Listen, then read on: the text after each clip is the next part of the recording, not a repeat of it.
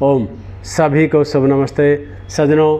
आज हम सामवेद के 379वें मंत्र का स्वाध्याय कर रहे हैं, जिसका शीर्षक है उषा के उपकार। उषा काल जो है उसके हम पर इतने उपकार हो सकते हैं, होते तो हैं ही, लेकिन यदि हम अपनी दिनचर्या उषा काल के अनुसार निर्धारित करेंगे, नियमित करेंगे, तो हमारा स्वास्थ्य अच्छा होगा। स्वास्थ्य अच्छा होगा तो हमारा मस्तिष्क भी अच्छा होगा। मस्तिष्क अच्छा और स्वास्थ्य अच्छा तो हम खिलाड़ी हैं तो खेल में टॉप पे जाएंगे। आज आप देखते हैं एशियाड खिलाड़ी या ओलंपियन का कितना सम्मान होता है। हम जिस भी रास्ते को चुनेंगे वहाँ हमारा सम्मान ही सम्मान होगा, तिरस्कार हमारा हो नहीं सकता। तो उषा के हम पर कितने उपकार हो सकते हैं वो सब आइए मंत्र में ऋषि जी क्या कहते हैं व्याख्या के अंदर वो देखते हैं।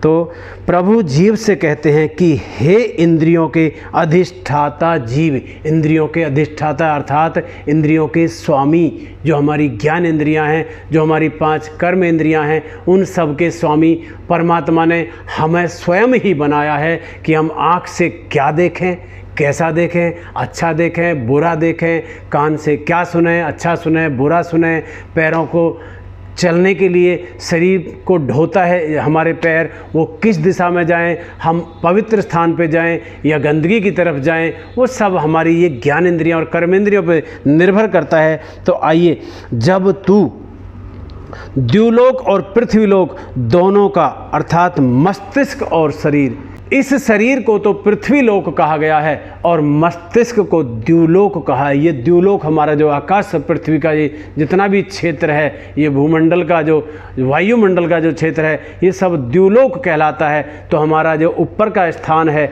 ये मस्तिष्क वाला द्युलोक कहलाता है, शरीर हमारा पृथ्वीलोक कहलाता है। तो मस्तिष्क और शरीर का उषा की भांति सब प्रकार से पूर्ण करता है। जो व्यक्ति उषा की भांति इसका पूर्ण करता है, अर्थात उषा जैसे अंधकार को दूर कर उजाले का फैलाव करती है, उजाला ही उजाला फैला देती है चारों तरफ, हम भी ऐसे ही अपनी सारी कलुषितताओं को दूर करके हमारे सारे कलमिश धुल जाएं, हमारी सारी वासनाएं हमसे दूर हो जाएं और हम स्फूर्तिवान होकर के व्यायाम, कसरत, प्राणायाम, योगाभ्यास इत्यादि करके शरीर को स्वस्थ और सशक्त बनाएं। अर्थात जैसे उषा काल अंधेरे को नष्ट कर देता है और सारे द्युलों को प्रकाश से भर देता है, उसी प्रकार तू भी शरीर के मलों को नष्ट कर देता है। जब व्यायाम करेगा तो शरीर के मल नष्ट हो जाएंगे, पसीना निकलेगा, यहाँ से भी दुर्गंध बाहर, प्रश्वास से भी दुर्गंध बाहर, और रोम छिद्रों से कान, आँख, नाक इत्यादि सब जगह से मल बाहर निकलेगा। तो शरीर का शोधन हो जाएगा और मस्तिष्क को ज्ञान की ज्योति से भर देता है। प्रातःकाल जब स्वाध्याय करेंगे, शिक्षा का ग्रहण करेंगे हम शिक्षा को, तो हमारा मस्तिष्क भी पवित्र हो जाएगा। उषा की इसी प्रेरणा का परिणाम यह होता है कि यह तुझे आदरणीयों में आदरणीय बनाती है। अब हमारे ये जो ओलंपियंस गए हैं वो जब अपने मेडल्स लेके आएंगे तो उनका आदर कितना होगा, उनका आदर कौन करेगा? जो देश में स्वयं आदरणीय हैं, माननीय, जैसे प्रधानमंत्री जी हो गए, कहीं किसी प्रदेश के मुख्यमंत्री हो गए, कहीं किसी प्रदेश के जिला उपायुक्त इत्यादि हो गए, बहुत सारे पद हैं, बहुत सारे जो है राजनीतिक व्यक्ति हैं, यानी कि जिन्होंने स्वयं सम्मान पाया है वह दूसरों को भी सम्मान देंगे। तो यहाँ आदरणीयों में आदरणीय बनाती है और श्रमशील व्यक्तियों में खूब चमकने वाला बनाती है। श्रम उन्होंने किया तभी तो उपलब्धियां उनको हासिल होंगी, बिना श्रम करने वाले तो हासिल नहीं कर सकते कोई भी उपलब्धि।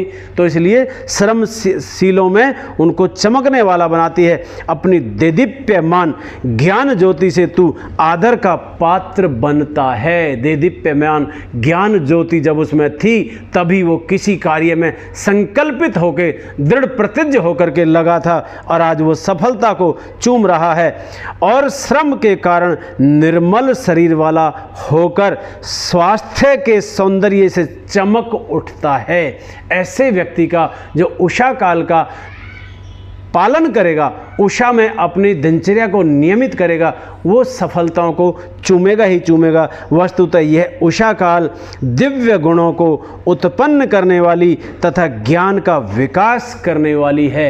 ये दिव्य गुण उत्पन्न करती है और हमारे मस्तिष्क में ज्ञान का विकास करती है। ऐसी है ये उषा काल। इसलिए इस उषा का हमें स्वागत करना चाहिए। और स्वागत कैसे होगा? जब हम चारपाई को छोड़ करके सुबह प्रातः भोर में उठ जाएंगे, मुंह हाथ धो करके दिनचर्या से निवृत्त होकर के वह ही जब व्यायाम इत्यादि में हम लगेंगे तो हम उषा का स्वागत कर रहे होंगे। उषा काल का अरुण प्रकाश मनुष्य, जो उषा काल का अरुण प्रकाश है, लाल रंग का जो प्रकाश है, वह मनुष्य के मानस के तम को भी दूर कर देता। मानस मस्तिष्क के तम यानी कि अज्ञान रूपी अंधेरे को भी वो दूर कर देता है।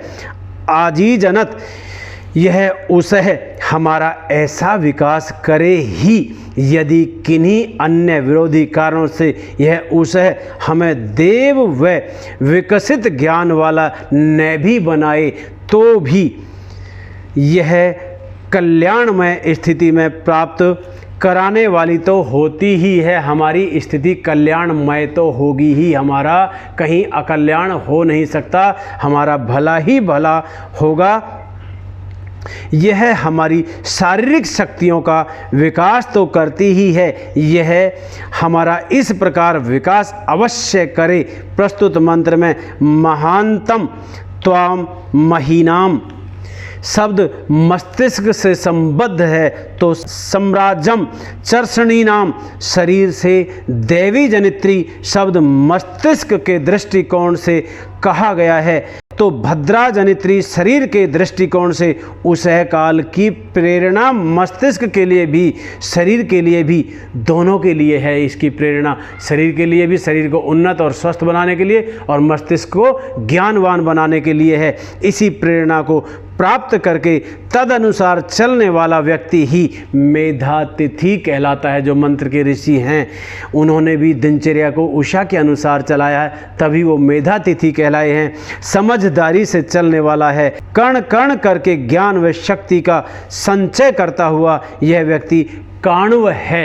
अर्थात कण्व ऋषि जैसे कण कण करके अपना भोजन के लिए दाने चुग करके, दाने इकट्ठे करके भोजन बनाते थे, उसी भोजन को वो ग्रहण करते थे और कहीं से अन्न ग्रहण नहीं करते थे।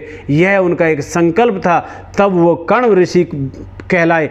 भावार्थ है मंत्र का, उषा काल मुझे अंधकार नाश व प्रकाश के प्रसार की प्रेरणा देने वाला हो।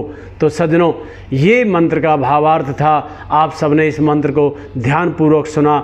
मैं आशा करता हूँ आप आगे भी इन मंत्रों को इसी रुचि के साथ सुनते हुए मुझे बल देते रहेंगे और आपका भी स्वाध्याय होता रहेगा, मेरा भी स्वाध्याय होता रहेगा। और उषा काल के ये 5-7 मंत्र करने के बाद, क्योंकि 30-35 मंत्र मैंने इसमें चिन्हित किए हुए हैं सामवेद में से, और उनको पूर्ण करके हम अगले विषय की ओर बढ़ेंगे। तो आप सभी को शुभ नमस्ते, धन्यवाद, ओम।